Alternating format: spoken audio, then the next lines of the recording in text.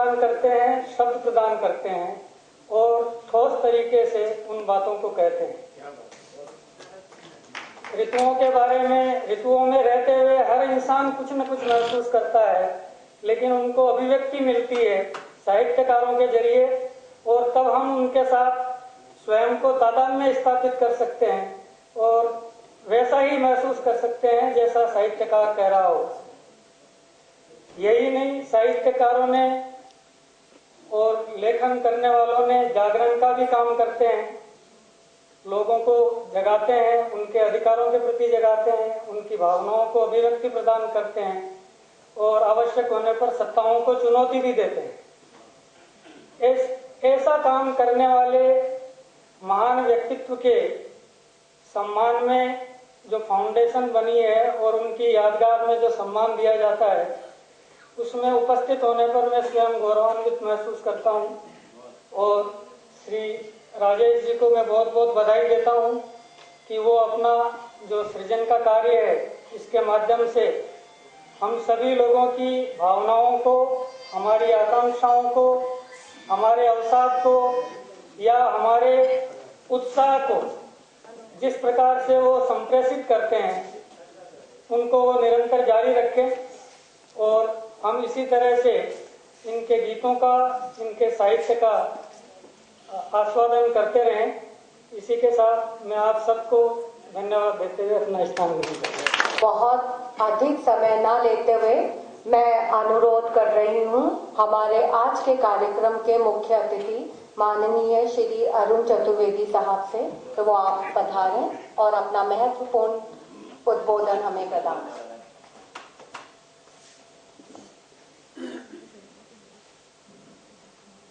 भगवत शरण चतुर्वेदी फाउंडेशन के इस कार्यक्रम में उपस्थित जब से ये कई दशकों से जिनके नाम से मार्गदर्शन में मिलता रहा और बाद में वकालत में जब मैं आया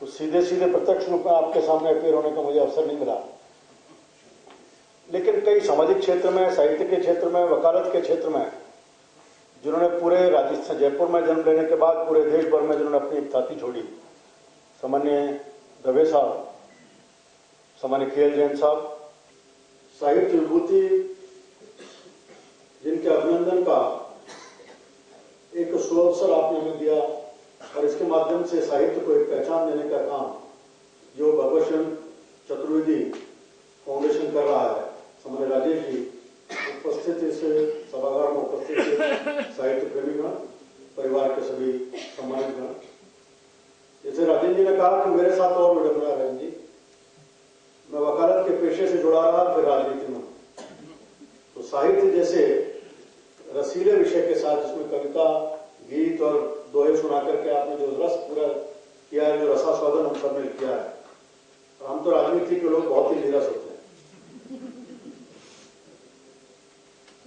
इसलिए उसमें से बहुत कुछ निकालना, समझना और आगे बढ़ाना ये शायद हमारे संबंध की बात नहीं होती।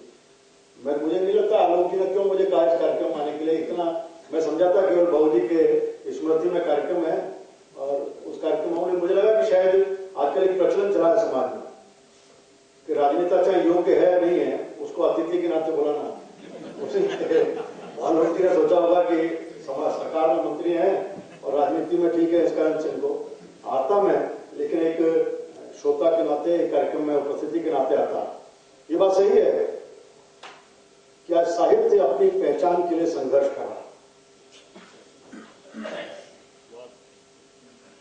ये जयपुर, राजस्थान और इस देश, ऐसे ऐसे साहित्यकार इस देश में पैदा हुए हैं जिन्होंने बड़ी बड़ी सत्ताओं को चुनौती दी। हम सैकड़ों वर्षों की अपनी गुलामी के समय में देखें, चाहे मुगल शासन रहा होगा या अंग्रेजों का शासन रहा होगा, उन साहित्यकारों ने कभी सिर नहीं झुकाया, बड़े से बड़े शासन रहा होगा, उस शासन को चुनौती दी। और ऐसे कितने दोहे अपने सामने हैं जब नहीं देखने आंखों के पट्टी बांधने के बाद भी उन्होंने कहा कि केवल दोहे के माध्यम से बताया कि शासन कहां है और तीर कहां मारना है। केवल तीर मारने की बात नहीं, समाज को खड़ा करना उस अंग्रेजों के शासन के खिलाफ, मुगल साम्राज्य के खिलाफ। वो अगर उस समय में, जब पूरे समय में भय का वातावरण था, आतंक का वातावरण था, लोग सामान्य रूप से सत्ता के सामने सिर झुकाते थे, तब भी साहित्यकारों ने अपनी पहचान नहीं छोड़ी, अपने कलम के आधार पर, अपनी वाणी के आधार पर उन सत्ताओं को। और केवल इतना नहीं है, दवे साहब बैठे हैं,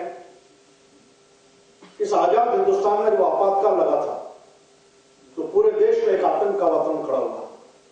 उस समय भी किसी ने अगर अपनी पहचान को बनाए रखा तो कलम थी, कलम लिखने वाले थे, गाने वाले थे, जिन्होंने कहा हम सरकारों के सामने, सत्ताओं के सामने नहीं झुकेंगे।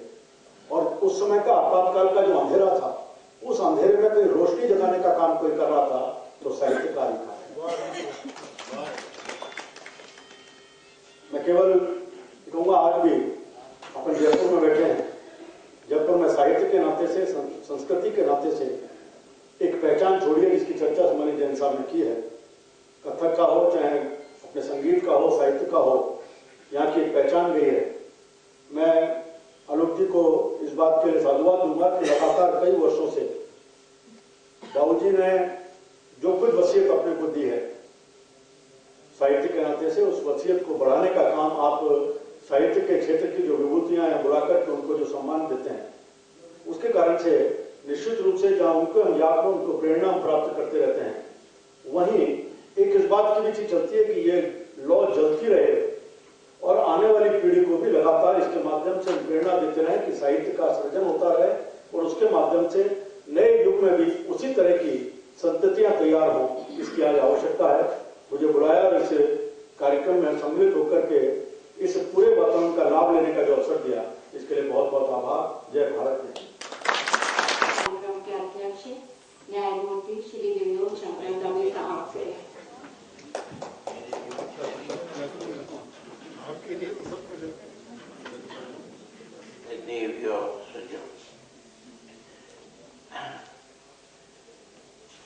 अध्यक्षीय भाषण के लिए मेरे पास कुछ बचा नहीं है, क्यों बहुत सारी बातें हो गई और जैसा मेमोरियल लेक्चर में बताया वैसे ही होना चाहिए। इनसे मैंने पहले भी कहा था, अंतिम रसास्वादन के बाद ही सभा विसर्जित होनी। प्रेसिडेंशियल एड्रेस पहले, कविता बाद, ताकि मिठास लेके घर जाए। क्यों, वरना अभी भगवत दादा की कविता पढ़ी थी, गद्य को और कविता बन जाती, तो गद्य को और कविता बन जाने वाला माहौल नहीं होना चाहिए। मैं भगवत चंद्र जी को बहुत ही मिस करता हूँ। शायद ही कोई दिन ऐसा होता है जब मैं उनको नहीं सुनता।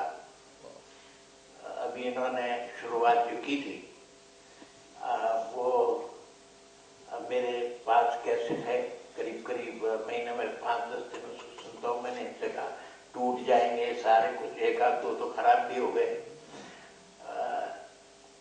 बहुत ही विशेष कृपा थी उनके मेरे पर और साहित्य के प्रति मेरी रुचि जगाई उन्होंने। जब भी कोई नई बात लिखते थे तो किसी भी समय, चाहे सुबह हो, शाम हो, दिन हो, रात हो, बगैर बताए खड़खड़ा के भाभी जी चाय पिलाओ, एक कविता सुनाने आया हूँ, कल ही लिखिए और लिख देते थे। सबसे बड़ा नुकसान जो मुझे हुआ वो ये हुआ कि मेरे घर पे कवि गोष्ठी उनके जाने के बाद एक भी नहीं हुई। आलोक से करा तभी परंपरा वापस चालू करो तो कम से कम जो है सो कुछ सीखने को मिले।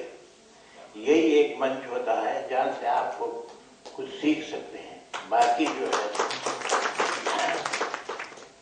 जो कुछ कहीं भी है वहाँ कुछ सीखने को नहीं है।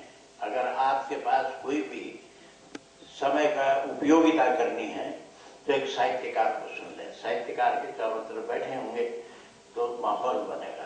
जैसा एक ट्रांसडेंटल मेडिटेशन का एक प्रिंसिपल है कि जहाँ जैसा आदमी होगा वैसा ही सारा वातावरण बन जाएगा। एक आदमी खराब होगा तो सारा वातावरण दूषित हो जाएगा। एक आदमी अच्छा होगा तो सारा वातावरण अच्छा हो जाएगा। तो एक अच्छा गीतकार, एक अच्छा साहित्यकार, एक बहुत अच्छा विदुषी जब आपके पास बैठा हो तो सारा वातावरण वैसा ही हो जाता है। उस वातावरण को बनाने के लिए ऐसी ही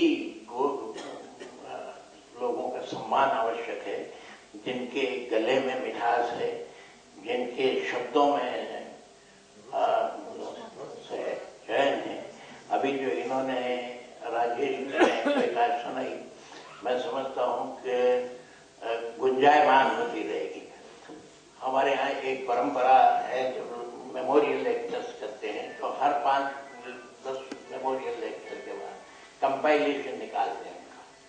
मैं आज ये आग्रह करना चाहूँगा फाउंडेशन से कि जिनका भी हम सम्मान करें, उनका जहाँ ये हो, उनके कैसेट्स को एक सीडी हर 5 साल के बाद निकाली जाए, ताकि वो हमारी एक लाइब्रेरी बने और हम उसको निरंतर, हम अगर कोई चीज मिस करते हैं तो एक अच्छे साहित्य को मिस करते हैं। आज मेरे पास तारा प्रकाश जी के गीत हैं, तो जब भी कहीं तकलीफ होती है तो तारा प्रकाश जी को लगा लेते हैं, क्यों उनमें एक अजीब सी वो वीड़ा का है। इनकी अच्छी बुरी सब है मेरे पास, घटिया भी है और अच्छी भी है।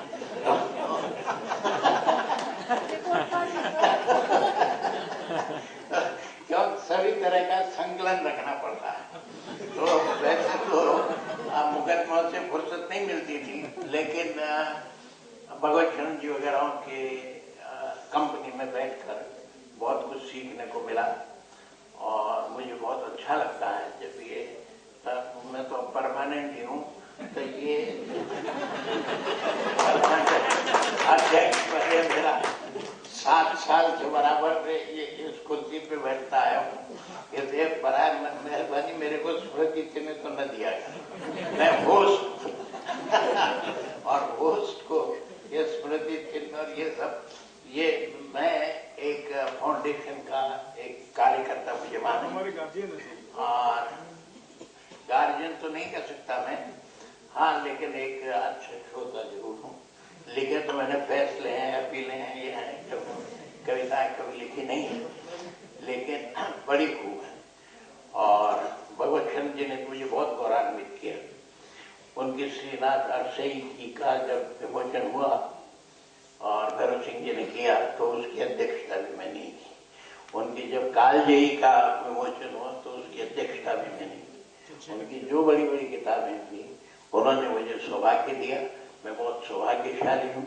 और इस आज के आयोजन में आपने मुझे बोला कि जो सम्मान दी, राजेश जी की कविता सुनने का जो रसास्वादन दिया, उसके लिए मैं बहुत बहुत आभारी हूँ। बहुत बहुत धन्यवाद। जय।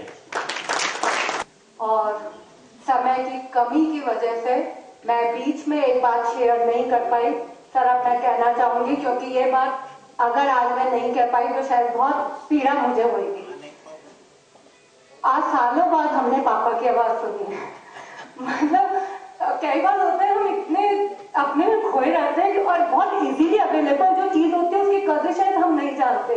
पापा रोज जब सुनाते थे तो हम ये सोचते थे कि हाँ अच्छी, बहुत अच्छी है। कभी मूड में बैठे तो सब उस रो में हम घंटों घंटों बैठे रहते थे, लेकिन कभी दिमाग में ये बात नहीं आई कि हम इसका टेप कर लें या कैसेट में बना लें। तो ये आज मुझे लगा सालों बाद हमने उस आवाज को सुना है। तो सर, मैं आपका बिल्कुल, मैं उस क्रेडिट में एक बार तालियों के साथ करना अभिनंदन चाहती हूँ। बहुत बहुत शुक्रिया, बहुत बहुत आभार है। मंच को हमारी मधुर यादों के साथ एक बार पुनः मैं बुलाना चाहूंगी श्री सुनील जी को। वो आए और हमारे आज के कार्यक्रम के अध्यक्ष श्री VS दवे साहब को स्मृति चिन्ह भेंट करें। हमारे करूंगी वो आए और हमारे कार्यक्रम के मैं श्री आमोद जी को आवाज देना चाहूंगी। वो और आमोद से नहीं कहूंगी कि डॉक्टर KL जैन साहब।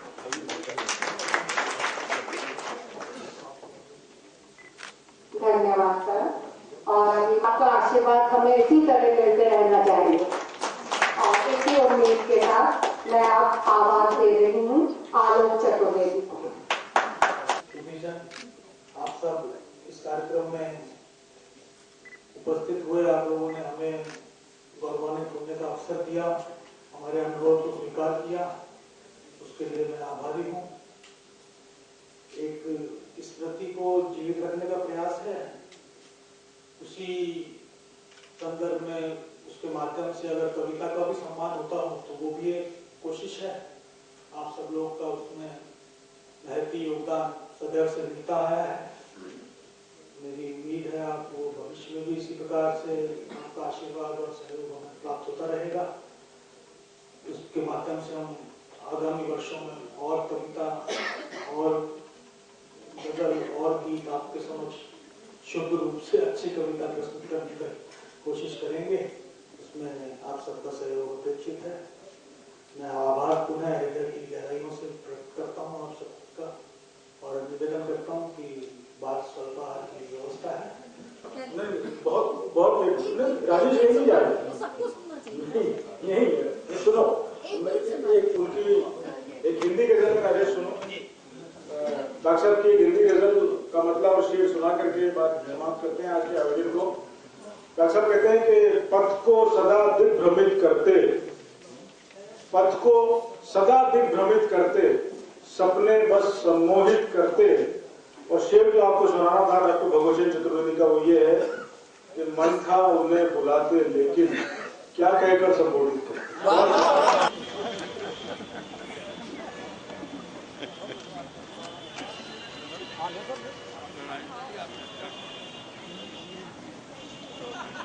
काम की चीज देख लो।